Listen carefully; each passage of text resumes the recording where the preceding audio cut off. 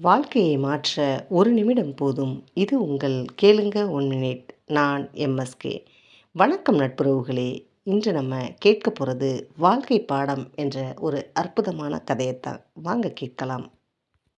ஒரு அப்பா தன்னுடைய இறுதி காலத்தில் தன்னுடைய மகனுக்கு வாழ்க்கை பாடத்தை சொல்லிக் கொடுக்கணும்னு நினைக்கிறாரு. அதனால் தன்னுடைய பையனை அழைச்சி ஒரு கை கடிகாரத்தை அவன் கையில் கொடுத்து, இது உன் பாட்ட காலத்துக்கு முந்தையது, பழமையானது.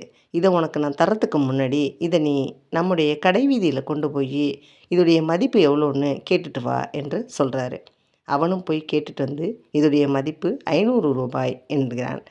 தந்தை மீண்டும் அவனை அழைத்து பழமையான பொருட்கள் விற்கும் கடைக்கு கொண்டு போய் இதோடைய மதிப்பு எவ்வளோன்னு கேட்டுட்டு வா அப்படிங்கிறாரு. அவனும் எடுத்துகிட்டு போகிறான். கேட்டுட்டு வந்து ரூபாய் 10,000 தரலாம் அப்படின்னு சொல்கிறாங்கப்பா என்று கூறினான். தந்தை மீண்டும் இதை நீ அருங்காட்சியகத்துக்கு எடுத்து சென்று இதோடைய மதிப்பு எவ்வளோன்னு கேட்டுட்டு வா அப்படின்னு சொல்கிறாரு.